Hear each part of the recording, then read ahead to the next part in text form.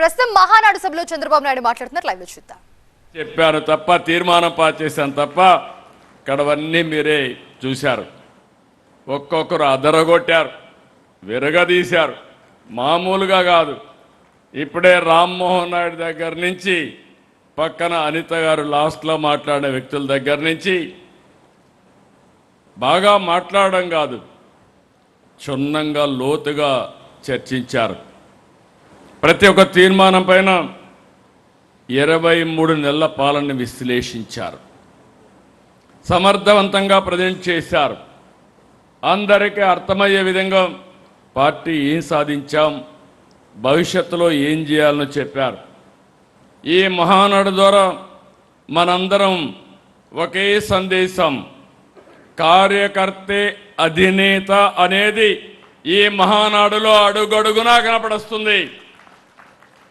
మామూలు కార్యకర్తల్ని ఈ వేదిక పైన మాట్లాడించడం కాదు, ఆ కార్యకర్త సమస్యని ఏ విధంగా పరిష్కారం చేశామో అవన్నీ ఉదాహరణలతో సహా ఇక్కడ పెట్టే పరిస్థితికి వచ్చారు. సామాన్య కార్యకర్తల ప్రసంగాలు, అదే ఈ పార్టీ వాళ్ళకి ఇచ్చే గౌరవం. మొన్నటి వరకు చూశారు, రామ్మోహన్ నాయుడు గారు తండ్రి ఎంపీగా ఉంటే, ఆ రోజు పార్లమెంటరీ పార్టీ లీడర్గా ఉంటే, ఆయన అకాల మరణంతో ఆ రోజు నేను ఒక్కసారి ఆలోచిస్తే రామ్మోహన్ నాయుడు గారిని ఒకటే చెప్పాను, నువ్వేం అధైర్యపడద్దు, కుటుంబ పెద్దగా, తెలుగుదేశం పార్టీ కుటుంబ పెద్దగా బాధ్యత తీసుకుంటామని చెప్తే, వండర్ఫుల్ ఎక్స్పీరియన్స్. బాగా చదువుకున్నాడు, రాజకీయాలు కూడా బాగా చేస్తున్నాడు. 3వ సారి ముచ్చటగా ఎంపీ అయ్యాడు, మళ్ళీ 4వ సారి కూడా అవుతాడు. అందుకే ఆయన చేసిన కార్యక్రమాలు చూసిన తర్వాత నేను కేంద్రంలో మంత్రులు ఇస్తామంటే, మొట్టమొదటిసారిగా మళ్ళీ క్యాబినెట్ మినిస్టర్గా రామ్మోహన్ నాయుడు చేశామంటే, అతి చిన్న వయసులో ఈరోజు సెంట్రల్ క్యాబినెట్లో ఉన్నాడు. అది ఆయన అనుభవం. ఇప్పుడే అనిత గారు చెప్పారు, ఆ రోజు ఒక టీచరు, ఈరోజు ఒక హోమ్ మినిస్టర్.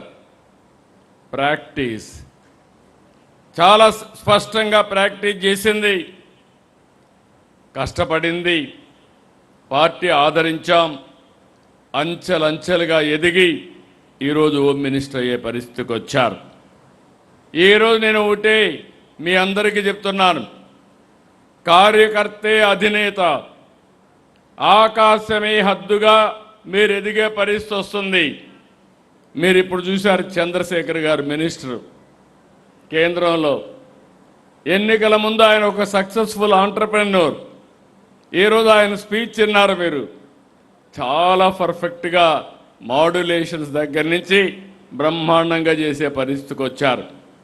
ఒకరికొకరు పోటీ పడుతున్నారు. ఇప్పుడు మిమ్మల్ని అందరినీ చూసిన తర్వాత నేను కూడా పోటీ పడాల్సిన పరిస్థితి వస్తూ ఉందంటే అది కాంపిటేటివ్ స్పిరిట్. ఈరోజు నేను మీ అందరికీ ఒకటే చెప్తున్నా, తెలుగుదేశం పార్టీ కార్యకర్తల పార్టీ.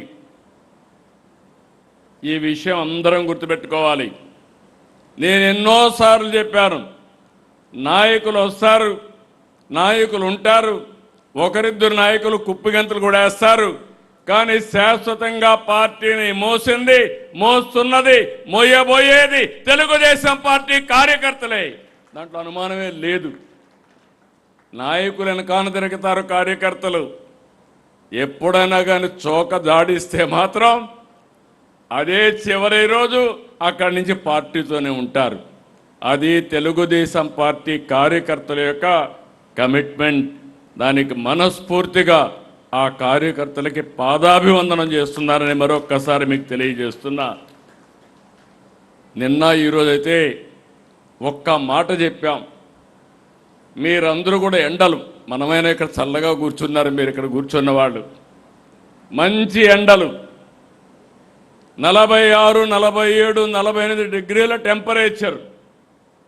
అలాంటిది 1875 ప్లేసుల్లో ఒక్కరు కూడా కదలకుండా అచంచలమైన విశ్వాసంతో కూర్చున్నారంటే, ఈరోజు రాష్ట్రమంతా కూడా మహానాడు ఒక పండుగగా చేశారు, పసుపు మయం చేశారు.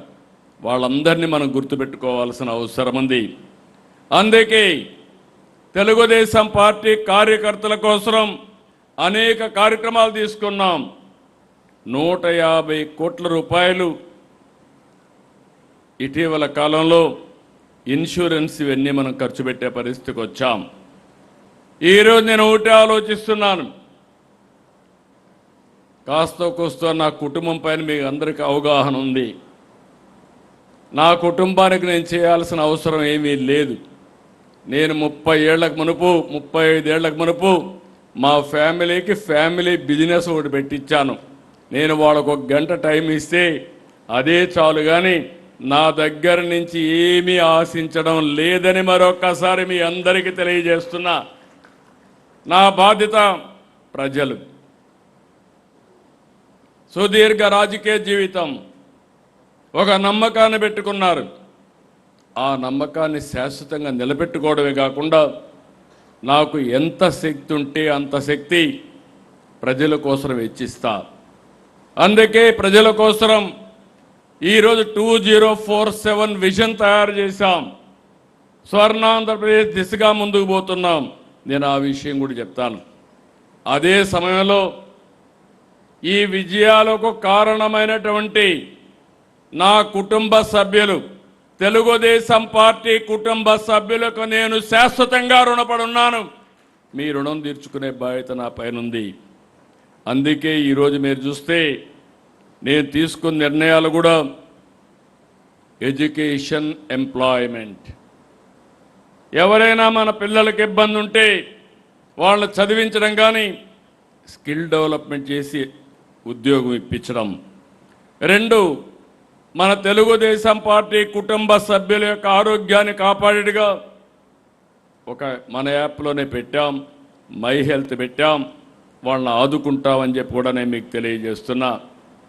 నాయకుల్ని సమర్థవంతంగా తయారు చేస్తాం. ఇప్పటికే తయారు చేశాం, ఇంకా తయారు చేస్తాం. ఇందులో కూడా మీరు గుర్తుపెట్టుకోవాల్సింది, శాశ్వతంగా సస్టైనబిలిటీ ఉండాలంటే సోషల్ రీఇంజనీరింగ్ జరగాలి.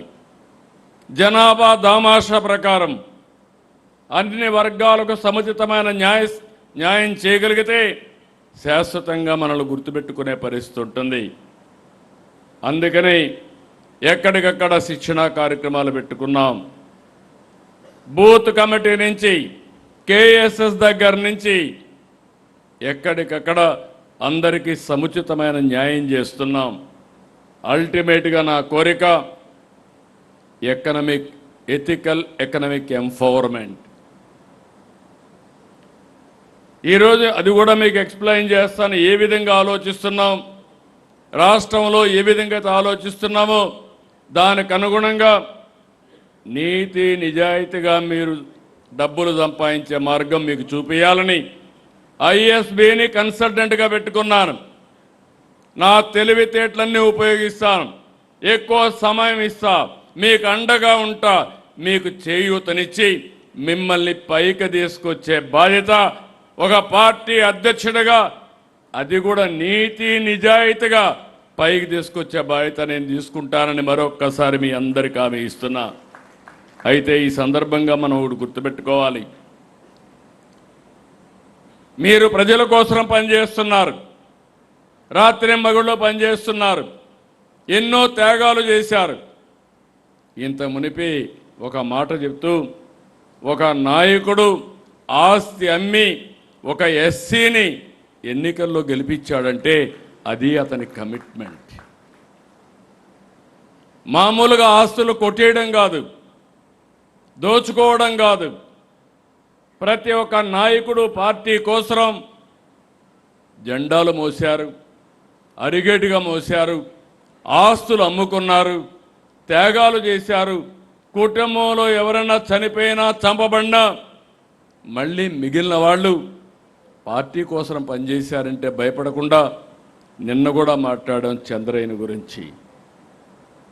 గొంత మీద కత్తి పెట్టి వాళ్ళ పేరు చెప్పమంటే చెప్పనని జై తెలుగుదేశం అని జై చంద్రబాబు అని చెప్పి ప్రాణం వదిలిపెట్టాడంటే నాకెంత బాధ్యత ఉందో మీరు గుర్తుపెట్టుకోవాల్సిన అవసరం ఉంది. ఇలాంటిది ఒక సంఘటన కాదు, అనేక సంఘటనలు జరిగాయి.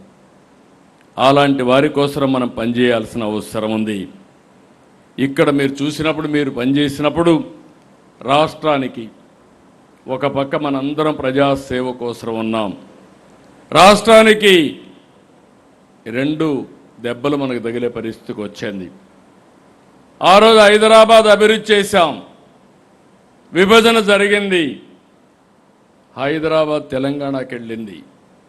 నేను ఎప్పుడు కూడా దాని గురించి బాధపడలేదు. కానీ ఆ రోజు కూడా నేను కోరింది సమన్యాయం చేయమని, 2 ప్రాంతాలని సమంగా చూడమని చెప్పాం. ఏం జరిగిందో మనందరికీ అర్థమవుతుంది. కానీ జరిగిన తర్వాత బాధపడడం కరెక్ట్ కాదని 14-19 రాత్రింబగుళ్ళు పనిచేశాం, అభివృద్ధికి ముందుకు పోయాం. ఈరోజు మీరు చూస్తే ప్రపంచంలో ఎక్కడా జరుగుండదు. అమరావతి రాజధాని కోసం 33,000 ఎకరాల భూమి, 29,000 మంది రైతులు స్వచ్ఛందంగా ముందుకొచ్చి ల్యాండ్ పూలింగ్లో ఇచ్చారు. ఇది ఒక చరిత్ర. ఇప్పుడు కూడా ఇవ్వడానికి వచ్చారు. ఒక నమ్మకం, ఒక పార్టీ పైన, ఒక నాయకుడి పైన ఉండే నమ్మకంతో ఇచ్చారు. అలాంటిది మనం చూస్తే విభజన కంటే తిరిగి కోలుకునే సమయంలో విధ్వంసం. ప్రజావేదిక, ఇప్పుడే అచ్చెన్నాయుడు గారు చాలా ఎమోషనల్గా చెప్పారు. ప్రజావేదికతో ఆ మీటింగ్లో అక్కడ కూర్చొని అక్కడి నుంచి కలెక్టర్స్ మీటింగ్ పెట్టి ఈరోజే దీన్ని కూలగొడతానని చెప్పి కూలగొట్టించారంటే ఎంత కిరాచకమో మనందరం గుర్తుపెట్టుకోవాల్సిన అవసరం ఉంది. ఇబ్బందుల్లో ఉన్న రాష్ట్రాన్ని దివాళా తీయించారు, అన్ని వ్యవస్థల్ని కుప్పగూల్చారు. నిన్న ఈరోజు మీరు మాట్లాడారు, కేంద్రం నిధుల్ని డైవర్ట్ చేశారు, పథకాలు నిర్వీర్యం చేశారు. ఎవరన్నా పెట్టుబడులు పెడతామంటే తరిమేసే పరిస్థితికి వచ్చారు. మళ్ళీ తిరిగి రామని చెప్పారు, ఈ రాష్ట్రానికి రామని చెప్పే పరిస్థితికి వచ్చారు. ఆంధ్రప్రదేశ్ బ్రాండ్ అంతా దెబ్బతినే పరిస్థితికి వచ్చింది. ప్రజల్లో భయం. ఈరోజు నేను చూస్తున్నాను చాలాసార్లు మీటింగుల్లో, స్వాతంత్రం వచ్చింది 47లో వచ్చిన, ఇటీవల 1924లో ప్రజలంతా భయపడిపోయి ఇంట్లో నుంచి రాని పరిస్థితి వస్తే ఎవరు నవ్వే పరిస్థితులు కూడా లేరు. మొట్టమొదటిసారిగా మీరు చూస్తే ఈరోజు అందరి ముఖాల్లో నవ్వు చూస్తున్నాం, ఆనందాన్ని చూస్తున్నాం. ఎక్కడా భయపడకుండా హ్యాపీనెస్ చూసే పరిస్థితికి వచ్చాం. అది పెద్ద మార్పు. దీనికి కారణం మనం గుర్తుపెట్టుకోవాల్సింది, ఈరోజు మనం ఇక్కడ కూడా మాట్లాడుకోవాల్సిన అవసరం ఉంది. సరైన సమయంలో సరైన నిర్ణయం తీసుకున్నాం. ఆ రోజు జనసేన పవన్ కళ్యాణ్ గారు నేను మనస్ఫూర్తిగా అభినందిస్తున్నా. దానికి కారణం ఇప్పటికి కూడా ఏమాత్రం ఆలోచించకుండా సంఘీభావాన్ని ఎప్పటికప్పుడు తెలియజేస్తున్నారు. దీనివల్ల ఒక సుస్థిరత వచ్చింది, స్టెబిలిటీ వచ్చింది. ఈరోజు నరేంద్ర మోడీ గారు ప్రధానమంత్రిగా, మనము బీజేపీ జనసేన కలిశాం, ఎన్డీఏ పెట్టాం. చాలామంది అన్నారు ఓట్లు తగ్గతాయన్నారు, కానీ నేను ఒకే మాట చెప్పాను, కాదు మీరే చూస్తారని చెప్పి చరిత్రలో ఎప్పుడూ జరగని విధంగా 164 సీట్లు, 94% సీట్లు గెలిపించిన ఘనత తెలుగు ప్రజానీకాందని చెప్పి కూడా నేను మీకు తెలియజేస్తున్నా. ఈరోజు మోడీ గారు అయితే, నేను ఇప్పుడు కూడా మీరు గుర్తుపెట్టుకోవాలి, నేను చాలామంది ప్రధానమంత్రులు చూశాను, ఒకరిద్దరిని కాదు, చాలామందితో కలిసి పనిచేశాను. ఈరోజు మనం ఒక పని చేయాలంటే దానికి అదనంగా ఇంకొకటి వారు మాట్లాడే పరిస్థితి వస్తున్నారు. నాకు కూడా ఇది ఒక అవకాశం. ఈరోజు అమరావతి లైన్లో పెట్టాం, పోలవరం పూర్తి చేస్తాం. ఇవే కాదు, మీరు చూస్తే స్టీల్ ప్లాంట్ని చేశాం. ఏ ప్రాజెక్టు పోయి అడిగినా అభివృద్ధి అంటే దానికి ఇమ్మీడియట్గా సహకరించిన వ్యక్తి నరేంద్ర మోడీ గారని చెప్పి కూడా నేను మీకు తెలియజేస్తున్నా. ఒక పాజిటివ్ ప్రోయాక్టివ్ దేశాన్ని ముందుకు తీసుకుపోవాలని వారు ఆలోచిస్తున్నారు. నాకు కూడా ఒక అవకాశం, మళ్ళీ రాష్ట్రాన్ని అభివృద్ధి చేయడానికి ముందుకు పోయాం. ఇంకొక పక్కన మీరు చూస్తే వెంటిలేటర్ పైనుండే ఆర్థిక వ్యవస్థ కేంద్ర సహకారంతో ఆక్సిజన్ ఇచ్చి ఇప్పుడిప్పుడే వెంటిలేటర్ నుంచి బయట తీసుకొచ్చాం. మీరందరూ అనుకుంటున్నారు చాలా ఈజీగా అయిపోయిందని. ఈరోజు రాష్ట్రంలో ఉండే ప్రజలందరికీ విజ్ఞప్తి చేస్తున్నా, 10 లక్షల కోట్ల రూపాయల అప్పు, బ్రాండ్ దెబ్బతినడం, అప్పులు కూడా ఆస్తులు తాకట్టు పెట్టి వడ్డీ కూడా 13-14%. దివాలా తీసిన రాష్ట్రానికి డబ్బులు ఇవ్వాలంటే రిస్క్ ఫ్యాక్టర్లో ఎక్కువ ఇంట్రెస్ట్ కూడా ఛార్జ్ చేసే పరిస్థితి వస్తుంది. అలాంటివన్నీ కూడా ఈ 2 ఏళ్లలో ఒక పక్క పెట్టుబడుల కోసం పనిచేశాం, ఒక పక్క రుణాలన్నీ కూడా రీషెడ్యూల్ చేశాం, ఇంకొక పక్క కేంద్రం దగ్గరికి పోతే రామ్మోహన్ నాయుడు గారు, చంద్రశేఖర్ గారు, ఎంపీలంతా, కృష్ణదేవరాయలు గారు ఉన్నారు. నేను ఏదైనా అడిగితే వాళ్ళు ముందుగా నాకు ఒక స్లిప్ ఇచ్చేవాళ్ళు. మీరు ఇంత డబ్బులు తీసుకొని డైవర్ట్ చేశారు, ఆ విధంగా 12,000 కోట్ల రూపాయలు ఖర్చు పెట్టి మళ్ళీ అవన్నీ కూడా సర్టిఫికెట్లు తీసుకొని మళ్ళా వాళ్ళకి పంపిస్తే రోజు రోజుకు అన్ని స్కీములు కూడా ఈరోజు తీసుకొచ్చే పరిస్థితికి వచ్చాం. ఈ మహానాడు సందర్భంగా నేను కేంద్రాన్ని మనస్ఫూర్తిగా అభినందిస్తున్నా. సరైన సమయంలో సహకరించారు, ఈ రాష్ట్ర అభివృద్ధి కోసం దోహదం చేశారని చెప్పి కూడా నేను మీకు తెలియజేస్తున్నా. అయితే సెంటర్ సపోర్ట్ ఒకటే చాలదు. ఎవరు సపోర్ట్ చేసినా మీరు గుర్తుపెట్టుకోవాలి, మనం కూడా 29 రాష్ట్రాలు, 30 రాష్ట్రాలు ఉన్నాయి, చెన్నై పెద్దవన్నీ కలిపిగా ఎక్కువ ఉన్నాయి. ఈ సందర్భంగా మనం ఒకసారి ఆలోచిస్తే మన కాళ్లపైన మనం నిలబడుకోవాలి. ఒక పక్క సంక్షేమం ఇవ్వాలి, ఒక పక్క అభివృద్ధి చేయాలి, సంపద సృష్టించాలి.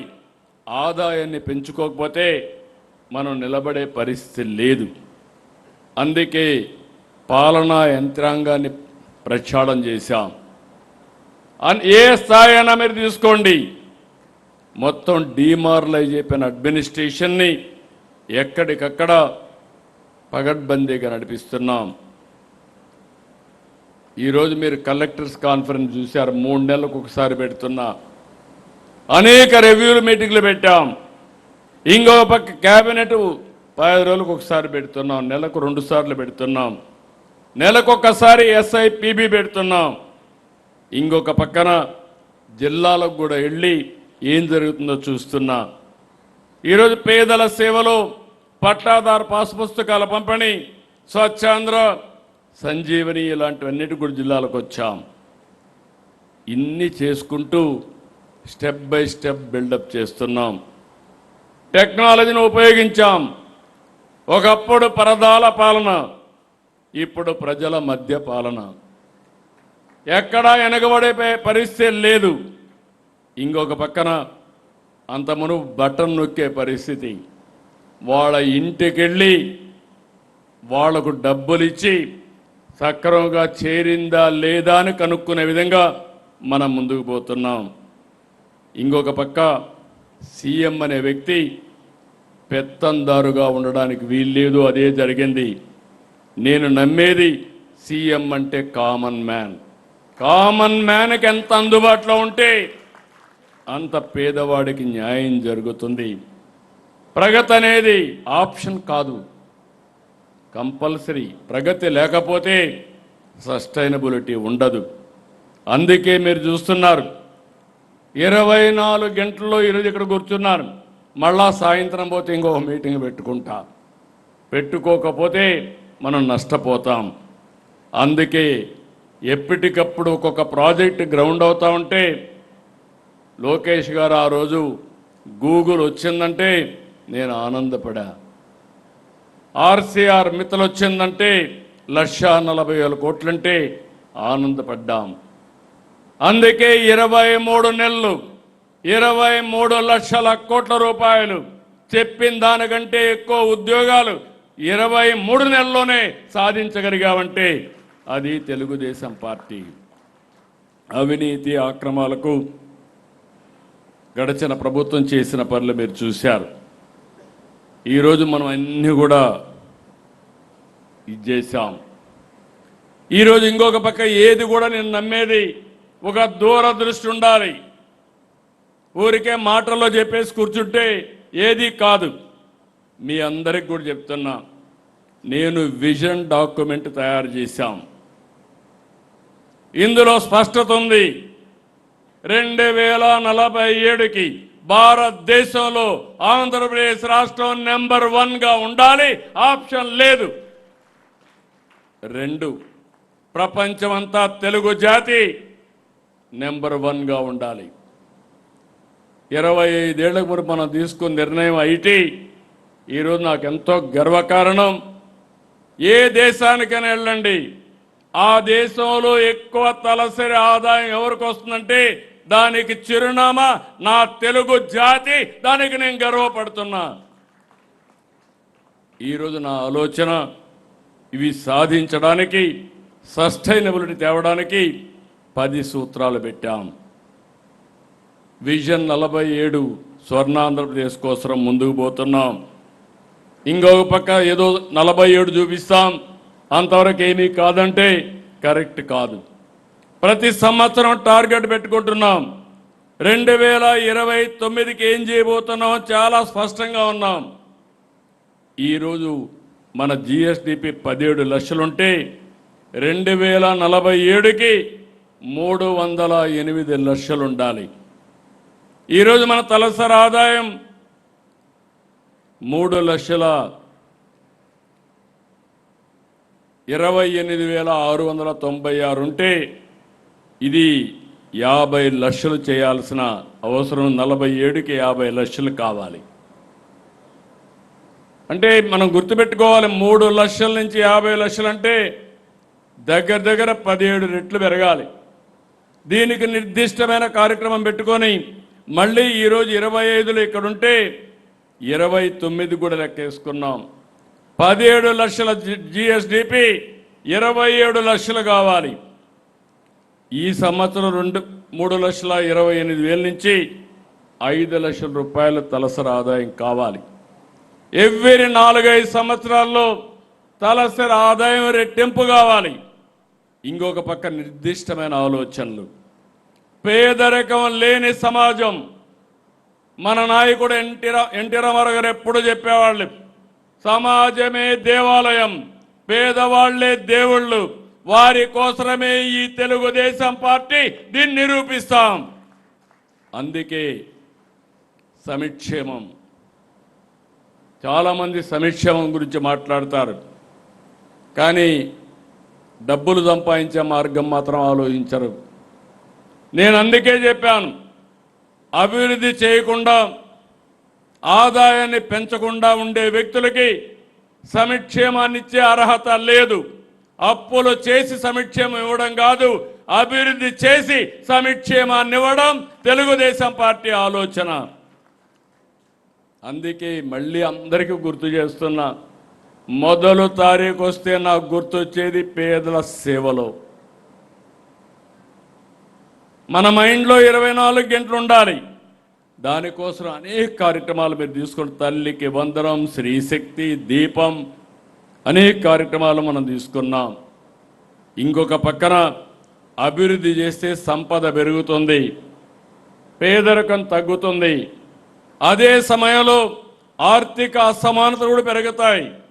అందుకే ఈ ప్రభుత్వం చాలా స్పష్టంగా ఆలోచిస్తున్నాం, మన పార్టీ ఆలోచిస్తున్నాం. P4 అదే మరి ప్రభుత్వం యొక్క intervention, public private peoples partnership. ఈరోజు డబ్బులు ఉండేవాళ్ళు ఉన్నారు, సమాజం వల్ల పైకి వచ్చారు. ఇంకా సమాజంలో చాలామంది పేదవాళ్ళు ఉన్నారు. ఇది మనందరి సామాజిక బాధ్యత. అందుకే నేను పెట్టింది MBK అన్నాను, మార్గదర్శి బంగారు కుటుంబం. టాప్ 10%, బాటంలో ఉండే 20%ని ఎప్పటికప్పుడు ఆదుకోవాలి, హ్యాండ్ హోల్డింగ్ ఇవ్వాలి, అవసరమైతే 10 రూపాయలు ఖర్చు పెట్టాలి. ఇది నిరంతరం జరగాలి. ఫైనల్గా తెలుగుదేశం పార్టీ ఒక ట్రెండ్ సెట్టర్గా అవుతుంది. ఆర్థిక అసమానతలు తగ్గించి ప్రతి ఒక్కరికి మెరుగైన జీవన ప్రమాణాలు ఇవ్వడం తెలుగుదేశం పార్టీ సిద్ధాంతం అని మరొక్కసారి మీ అందరికీ తెలియజేస్తున్నా. రెండోది ఉద్యోగం ఉద్యోగం ఉద్యోగం. అందరికీ ఉద్యోగాలు రావాలి, పని ఉండాలి.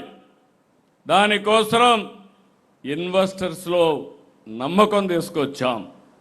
23 లక్షల ఉద్యోగాల కోసం ముందుకెళ్ళాం.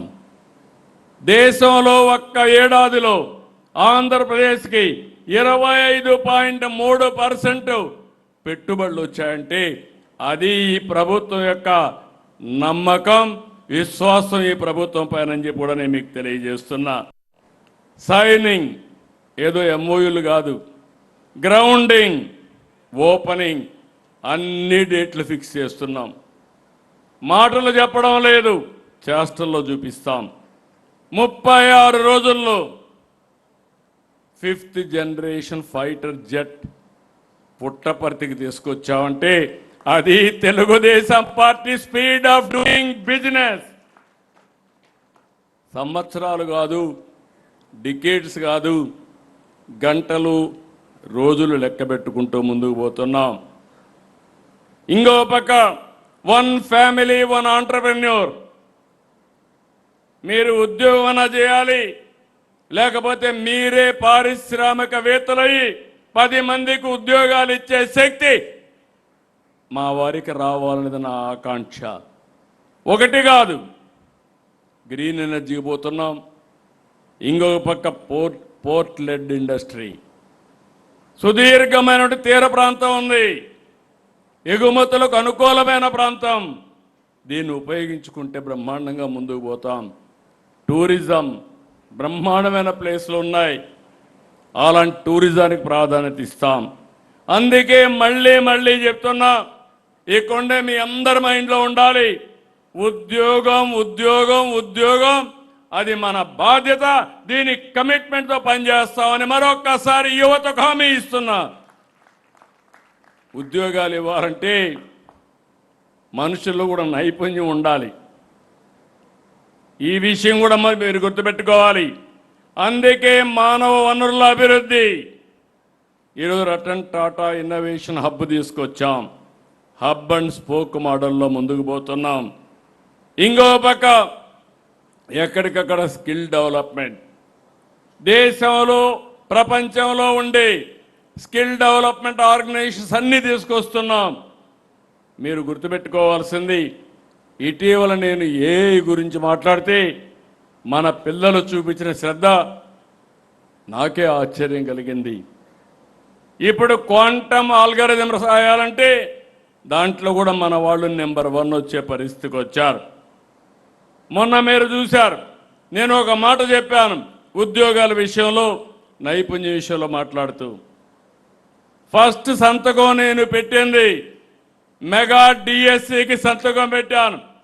1 సంవత్సరంలో ఇస్తామని నేను ఆ రోజు చెప్పి, ఎడ్యుకేషన్ మినిస్టర్ కూడా దగ్గర 100-150 పిటిషన్లు వేసి ఎక్కడికెక్కడ హైకోర్టులో అన్ని క్లియర్ చేసి ఎగ్జామ్స్ కండక్ట్ చేసి లాస్ట్లో అందరికి ఉద్యోగాలు ఇచ్చే వరకు వెళ్ళాం. అలాంటి చేస్తే 2 ఏళ్ల తర్వాత 1 ఇయర్ తర్వాత ఇప్పుడు మాట్లాడుతున్నారు ఏదో జరిగిపోయిందని. అంటే వీళ్ళ నైజం ఏది? వీళ్ళు మామూలు నేరస్తులు కాదు, కరుడు గట్టిన నేరస్తులు. ఒక అసాక్షి పేపర్ ఉంది, ఆ పేపర్లో ఏదో రాయడం, అక్కడి నుంచి అందరూ మాట్లాడడం, దాన్ని ఒక ఇష్యూ చేయాలని చూస్తున్నారు. నేను ఒకటే చెప్తున్నా, తప్పు చేస్తే తాట తీస్తా, తప్పు చేయకపోతే ఎవడొచ్చినా ఏమీ చేయలేడని చెప్పి కూడా నేను మీకు తెలియజేస్తున్నా. 16,000 మందికి ఉద్యోగాలు వస్తే ఆనందపడాల్సింది 5 ఏళ్లలో ఒక్క ఉద్యోగం ఇవ్వకుండా ఏదో ఎడ్యుకేషన్లో పెంచేసా అంటే ఏం పెంచారని అడుగుతున్నా. అందుకే చాలా స్పష్టత ఉంది. కుట్రలు కుతంత్రాలు ఇక్కడ పనిచేయు. ఆ విషయం మీరు గుర్తుపెట్టుకోండి. అందులో 160 గిగావాట్లు ఒక్క ఆంధ్రప్రదేశ్ నుంచే ఉత్పత్తి చేస్తాం. ఇప్పటికి చూస్తే 100 గిగావాట్లకు అగ్రిమెంట్ కూడా చేసుకున్నాం. 5 ఏళ్ళు ఎన్ని నాటకాలు జరిగాయో మీరు చూశారు. 32,000 కోట్లు పెంచారు, 9 సార్లు పెంచారు. ఒకే మాట చెప్పాం, కరెంటు ఛార్జీలు పెంచమన్నాం, పెంచకుండా మాట నిలబెట్టుకున్న ప్రభుత్వం ఎన్డీఏ ప్రభుత్వం అని చెప్పి కూడా నేను మీకు తెలియజేస్తున్నా. ఇప్పటికే మీరు చూస్తే దగ్గర దగ్గర 38 పైసలు ఆవరేజ్ ప్రొక్యూర్మెంట్లో తగ్గించాం. ఇంత మునుపు ట్రూ అప్ ఛార్జెస్ ఉంటే దాన్ని ట్రూ డౌన్ ఛార్జెస్గా చేసి 4,660 కోట్లు కరెంటు ఛార్జీలు కలెక్ట్ చేయకుండా మనం అడ్జస్ట్ చేశాం. ఒక నిర్దిష్టమైన ప్రణాళిక 2029కి యూనిట్కి ₹1.20 తగ్గిస్తాం. ఇదో కమిట్మెంట్తో పనిచేస్తాం. ఎనర్జీకి, పవర్కి చిరునామాగా ఆంధ్రప్రదేశ్ ఉంటుంది. మీ అందరిని కూడా కోరుతున్న, అందరూ ఎలక్ట్రికల్ వెహికల్స్ పోవాలి. మీ ఇంటి మీద సోలార్ పెట్టుకోవాలి. అందరూ ఉన్నారు ఇక్కడ. మీ పొలం దగ్గర కూడా కుసుమ్ కింద పంప్ సెట్ పెట్టుకోవాలి. మీరే కరెంటు ఉత్పత్తి చేయాలి, మీరే కరెంటు వినియోగం చేయాలి. అవసరమైతే ఎక్కడికక్కడ బ్యాలెన్స్ చేసుకునే పరిస్థితిలో మీరు ఉండాలి. ఈ మహానాడు సందర్భంగా తెలుగుదేశం పార్టీ నాయకుడిని అడుగుతున్నా, మీరు ముందు ఆదర్శంగా ఉండాలి. మీ ఇంటి పైన సోలార్ పెట్టాలి. నేను వచ్చినప్పుడు అడిగితే పెట్టలేదంటే మాత్రం మీరు మాట తప్పిన వాళ్ళు అవుతారు. ఈ విషయం గుర్తుపెట్టుకోవాల్సిందిగా మిమ్మల్ని అందరినీ కోరుతున్నా. ఇంకొక పక్క ఆంధ్రప్రదేశ్లో తయారు చేసే ఉత్పత్తులు 8 ప్రోడక్ట్ పర్ఫెక్షన్ రావాలి. 1 డిస్ట్రిక్ట్ 1 ప్రోడక్ట్కి వెళ్తాం. ఇంకో పక్క మీరు చూస్తే నేచురల్ ఫార్మింగ్కి వెళ్తాం. సర్టిఫికేషన్కి ప్రాధాన్యత ఇస్తాం. సెల్ఫ్ హెల్ప్ గ్రూపుల కోసం స్వయం ఏపీ బ్రాండ్ కూడా తీసుకొచ్చాం. ఇవన్నీ మనం చేయగలిగితే ఆంధ్రప్రదేశ్ బ్రాండు, మనం తయారు చేసే వస్తువులు గ్లోబల్ బ్రాండ్గా తయారవుతాయి. ఇంకో పక్క స్వచ్ఛాంధ్ర, చెత్త పన్ను రద్దు చేశాం. 85 లక్షల మెట్రిక్ టన్నులు చెత్తను క్లియర్ చేశాం. డోర్ టు డోర్స్ కలెక్ట్ చేస్తున్నాం. స్వచ్ఛ రథాలు పెట్టాం, స్వచ్ఛ పథకం పెట్టాం, మ్యాజిక్ డ్రైన్లు తీసుకొచ్చాం, సర్క్యులర్ ఎకానమీకి పోయాం, వేస్ట్ ఎనర్జీకి వెళ్ళాం. ఫైనల్గా మీరు ఆలోచించేది, ఈరోజు 31.5% గ్రీన్ కవర్ ఉంది. ఇది 50% తీసుకెళ్తాం. ఈ సంవత్సరం వర్షాలు రాలేదంటే 49%, 49 డిగ్రీలు టెంపరేచర్ ఉందంటే దానికి మనమే కారణం. ఎన్విరాన్మెంట్ అంతా కూడా దెబ్బతీసాం, పొల్యూషన్ పెరిగింది. అదే మాదిరిగా చెట్లు కానీ ఇవి లేని పరిస్థితి వచ్చింది. ఇంకొక పక్కన మీరు గుర్తుపెట్టుకోవాలి, టెక్నాలజీ. ఒకప్పుడు ఐటీ, ఇప్పుడు ఏఐ. మీరు ఏది మాట్లాడినా అన్ని మన దగ్గర ఉన్నాయి. Data centre, quantum computer, AI, space city, drone city, aerospace city, electronics, semi conductor. మీరు ఏది చెప్పినా దానికి చిరునామాగా ఆంధ్రప్రదేశ్ ఉంటుందని మరొకసారి మీ అందరికి విజ్ఞప్తి చేస్తున్నాం. ఇంకొక పక్క ఇవన్నీ పెట్టి గవర్నమెంట్ కూడా ముందుకు పోతున్న అవేర్ పెట్టాం. ఈ అవేర్లో రియల్ టైం భూగర్భ జలాలు, తుఫాన్లు, పిడుగులు, ఎయిర్ క్వాలిటీ, వరదలు, ఫారెస్ట్ ఫైర్, లేకపోతే ఇలాంటి సీసీటీ కెమెరాలు అన్నీ పెట్టి 42 పారామీటర్స్ డేటా తెప్పిస్తున్నాం. ఇవన్నీ కూడా మన దగ్గర వచ్చే పరిస్థితికి వచ్చింది. ఇంకో పక్క మీరు చూస్తే ఎవ్వరికి ఎక్కడా ఇబ్బంది లేకుండా అన్ని సేవలు వాట్సాప్ గవర్నెన్స్ లో మన మిత్ర ద్వారా ఇస్తున్నాం. రేపు రాబోయే చదువుకోని వాడు కూడా ఒక ఫోన్ కొట్టి హాయ్ అని మా ఊరికి పలాంది ఇక్కడి నుంచి పలానా ఊరికి బస్సుగా టికెట్ కావాలంటే నేరుగా రిజర్వ్ చేసి మళ్ళీ ఇన్ఫార్మ్ చేసే విధానానికి ఏ సర్టిఫికేట్ కావాలన్నా ఇచ్చే పరిస్థితికి మనం శ్రీకారం చుట్టాం. ఇక్కడే నేను ఒక మాట చెప్తున్నాను మీ అందరికీ. ఈరోజు జన్జీ జనాల్ఫా మనం అందరం మాట్లాడుతున్నాం. దీనికంటే ఎక్కువ వాళ్ళు ఎక్స్పెక్ట్ చేసే అవకాశం ఉండదు. అన్ని టెక్నాలజీలు ఇక్కడ ఉన్నాయి. కరప్ట్ ఫ్రీ అడ్మినిస్ట్రేషన్ ఇస్తాం. ఎవరైనా సరే ఎక్కడైనా తప్పు చేసి ఎవరిని ఉపేక్షించదు ఈ గవర్నమెంట్. చాలా ఫర్మ్గా ఉంటామని మరొక్కసారి అందరికీ హామీ ఇస్తున్నా. అలాంటప్పుడు మీరు ఏం చేయగలుగుతారో ముందుకు రండి.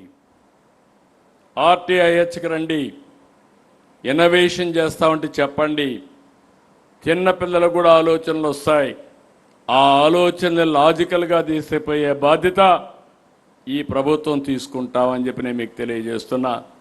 నేను ఎప్పుడు కూడా ఒకప్పుడు ఐటీ మాట్లాడితే ఆ రోజు చాలామంది అర్థం చేసుకోవాలా, నన్ను ఎగతాళి చేశారు.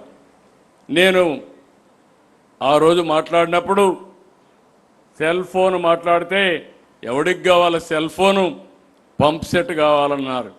నేను అన్నాను పంప్ సెట్ కావాలి రైతుకి, సెల్ ఫోన్ కావాలి భవిష్యత్తుకు అని చెప్తే ఎవరూ నమ్మలేదు.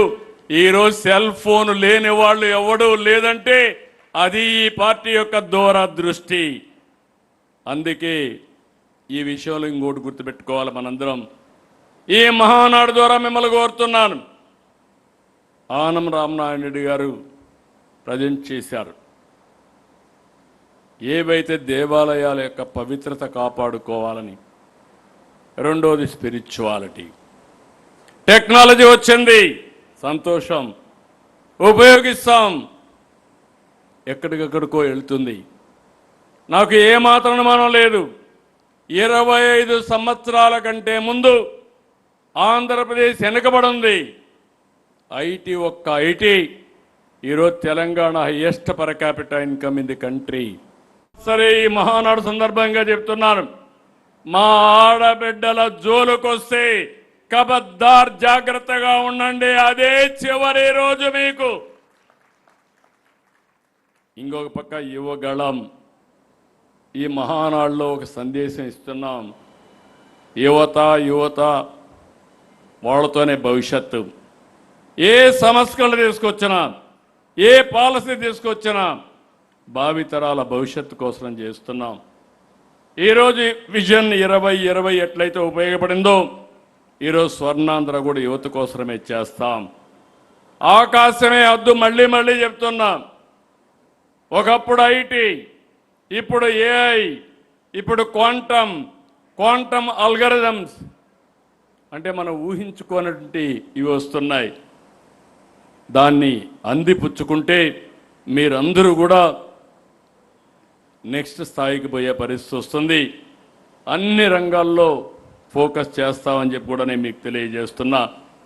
అదే మరి కొన్ని రాజకీయ పార్టీలకి కొంత కోర్ పాలసీస్ ఉంటాయి. తెలుగుదేశం పార్టీ మహిళలకు ఎట్లయితే పనిచేస్తామో, యువత కోసం ఎట్లయితే పనిచేస్తామో, ఇది బీసీల పార్టీ. మొదటి నుంచి కూడా తెలుగుదేశం పార్టీకి వెన్నెముక వెనుకబడిన వర్గాలు. ఈ వర్గాలను విస్మరించే సమస్య లేదు. ఈ మహానాడు సందర్భంగా ప్రతి ఒక్కరికి విజ్ఞప్తి చేస్తున్నా, ప్రతి ఒక్క నాయకుడిని కోరుతున్నా, వెనుకబడిన వర్గాలకి గౌరవం ఇవ్వడం కాదు, అన్ని విధాలా మనం పైకి తీసుకురావాల్సిన బాధ్యత ఉంది.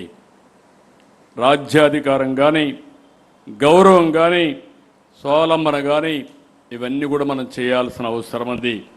ఒక మాటలో చెప్పాలంటే తెలుగుదేశం పార్టీ వెనుకబడిన వర్గాలకు రుణపడి ఉన్నాం. తప్పకుండా వాళ్ళ రుణం తీర్చుకుంటామని మరొకసారి మీ అందరికి హామీ ఇస్తున్నా. మత్స్యకారుల సేవలో చేనేతకు ఉచిత విద్యుత్ ఇవ్వడం, గీత కార్మికులను ఆదుకోవడం, వడ్డెర సోదరులు తీసుకుపోవడం, నాయి బ్రాహ్మణుల కోసం కూడా ముందుకు వచ్చాం. ఇదే చాలదు, ఇంకా చేయాల్సింది చాలా ఉంది. నేను అవన్నీ కూడా ఆలోచిస్తున్నా. వాళ్ళని ఎట్టి పరిస్థితులు కూడా ఆర్థికంగా పైకి తీసుకొచ్చి అందరితో సమానంగా ముందుకు తీసుకొచ్చే బాధ్యత తెలుగుదేశం పార్టీ తీసుకుంటాం. ప్రత్యేకమైన శ్రద్ధ పెడతాం. ఇవన్నీ ఒక ఎత్తు అయితే, గొడ్డలి పార్టీ మళ్ళీ చెప్తున్నా, అందరూ మాట్లాడారు ఎమోషన్గా. ఇది నేను ఎప్పుడు రాజకీయాల్లో ఇది ఊహించలేదు. నేరాలు ఘోరాలు చేసే పార్టీని నేను ఊహించలేదు. కడాన నేను ముఖ్యమంత్రిగా ఉంటే, నేను ముఖ్యమంత్రిగా ఉన్నప్పుడే బాబాయిని చంపి నెక్స్ట్ డే వాళ్ళ పేపర్లో నారాసుర రక్త చరిత్ర నా చేతికే కత్తి మరకంటిచ్చే పరిస్థితికి వచ్చారు. మరక అంటలా, కానీ ఎంత దుర్మార్గులో మీరు గుర్తుపెట్టుకోవాలి. గొడ్డలి పార్టీకి అధికారం పోయింది, ప్రతిపక్ష పార్టీ హోదా పోయింది, కానీ అహంకారం మాత్రం అలాగే ఉంది. రాజకీయాల్లో విలువలు ఉండాలి, విలువలు లేని పార్టీ అది. సాధారణంగా ప్రతి ఒక్క రాజకీయ పార్టీకి అనుబంధ సమస్యలు ఉంటాయి, మనకు ఉన్నాయి. రైతు, యువత, మహిళ, దివ్యాంగులు, కార్మికులు, ఇలాంటి 18 విభాగాలు మనకున్నాయి. కానీ గొడ్డలి పార్టీకి విభాగాలు ఏంటో తెలుసా అని మిమ్మల్ని అడుగుతున్నా.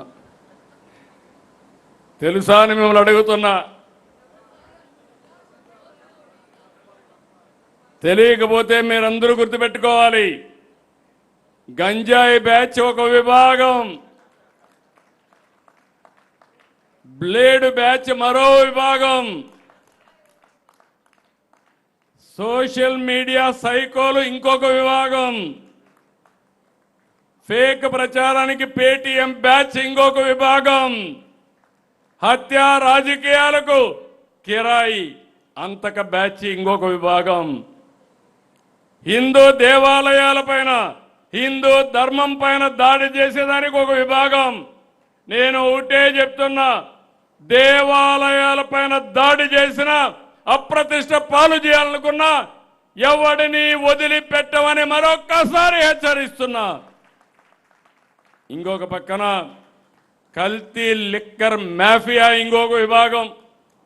సిగ్గు కూడా లేదు, పేదవాళ్ళ ఆరోగ్యం కూడా లెక్కలేని పార్టీ. ఇలాంటి 7 విభాగాలు పెట్టుకున్న పార్టీ ఈ వైఎస్ఆర్ గొడ్డలి పార్టీ. కాబట్టి మీరందరూ ఈ యొక్క గొడ్డలి పార్టీతో జాగ్రత్తగా ఉండకపోతే కడాన మీకు కూడా గొడ్డలి వేటేనని మీ అందరికీ విజ్ఞప్తి చేస్తున్నా. జాగ్రత్తగా ఉండాలి. 2 రోజులు ఒక మంచి చర్చ, ఒక మంచి సంకల్పానికి మహానాడు వేదిక అయింది. అనేక అసాధ్యాలను సుసాధ్యం చేయడం కోసం మనం చర్చించుకున్నాం. అందరికీ ఒక అవగాహన వచ్చింది. ఎన్డీఏ ఏం పని చేస్తున్నామో మనం అందరం అర్థం చేసుకోగలిగాం. ఈ అవగాహన ఇక్కడితో మిగలడానికి వీలు లేదు. ఈ విషయంలో నేను ఒకటే మిమ్మల్ని అందరినీ కోరుతున్నా. పార్టీలో ఒక సమర్థవంతమైన ఆర్గనైజేషన్ ఉంది, కేఎస్ఎస్. 60 ఓట్లకు ఒకరు, బూత్ కమిటీ ప్రతి ఒక్క బూత్కి, పంచాయతీ కమిటీ, యూనిట్ 5 బూతులకి, క్లస్టర్. ఈరోజు నేను చూశాను, చాలామంది అన్నారు ఈ క్లస్టర్లు చేయలేరు, ఎమ్మెల్యే కానీ ఇన్ఛార్జి కానీ ఉండాలా, లేకుంటే మీటింగ్లే పెట్టలేరంటే, కాదు, ఎమ్మెల్యేలు ఇన్ఛార్జీలు సహకరించండి. మా క్లస్టర్లకి ఎక్కడా లేని శక్తి ఉంది, నాయకత్వ లక్షణాలు ఉన్నాయి, మీరు సహకరిస్తే వాళ్ళు వండర్స్ చేస్తారని చెప్పాను. 4 రోజులు మీరు చూశారు. 1870 అనేది క్లస్టర్లో ఈరోజు మీటింగ్లు పెట్టగలిగే పరిస్థితికి వచ్చారు. నేను ఒకటే మిమ్మల్ని అందరినీ కోరుతున్నాను. ఒకప్పుడు మీ అందరికీ ఆదేశాలు ఇచ్చాం, ఇంటింటికి పొమ్మన్నాం, అపోజిషన్లో ఉంటే ప్రచారం చేయమన్నాం. సూపర్ 6 కానీ, బాబు షూరిటీ, భవిష్యత్ గ్యారంటీ ఇలాంటి కార్యక్రమాలు మీకు ఇచ్చాం. బ్రహ్మాండంగా చేశారు. ఈరోజు మీరు ఇచ్చిన హామీలన్నీ నెరవేరుస్తున్నాం. సంక్షేమ కార్యక్రమాలు పూర్తిగా చేస్తున్నాం. 10 ప్రిన్సిపల్స్ పెట్టుకొని ఎక్కడా లేని విధంగా ఆదుకుంటున్నాం. అభివృద్ధిని ముందుకు తీసుకెళ్తున్నాం. ఇలాంటి చేసినప్పుడు రాబోయే రోజుల్లో మీ అందరికీ ఒకటే కోరుతున్నాం, ఇది మీ అందరి బాధ్యత. మీరు కూడా మనం ఇచ్చే సంక్షేమ కార్యక్రమాలతో అనుసంధానం కావాలి. నిన్న చెప్పిందే మీరు, ఓట్లు వేయించింది మీరు, మళ్ళీ రేపు ఇప్పుడు ప్రస్తుతానికి అవి లబ్ధిదారులకు ఇచ్చేది గవర్నమెంట్, మళ్ళీ రేపు ఓటు అడిగేది, ఎన్నికల్లో నిలబడేది మీరు. ఈ విషయం మీరు గుర్తుపెట్టుకోవాలి. అందుకే రాష్ట్రంలో ఉండే ప్రతి ఒక్కరికి విజ్ఞప్తి చేస్తున్నాను, ప్రజలతో అనుసంధానం కావాలి. పదే పదే మీరు చెప్పాలి. పింఛన్ ఇచ్చినా, రేషన్ ఇచ్చినా, లేకపోతే ఒక బెనిఫిట్ ఇచ్చినా, అన్నదాత సుఖీభావ ఇచ్చినా, తల్లికి వందనం ఇచ్చినా, అది మీరు చెప్పారు, గవర్నమెంట్ చేస్తూ ఉంది.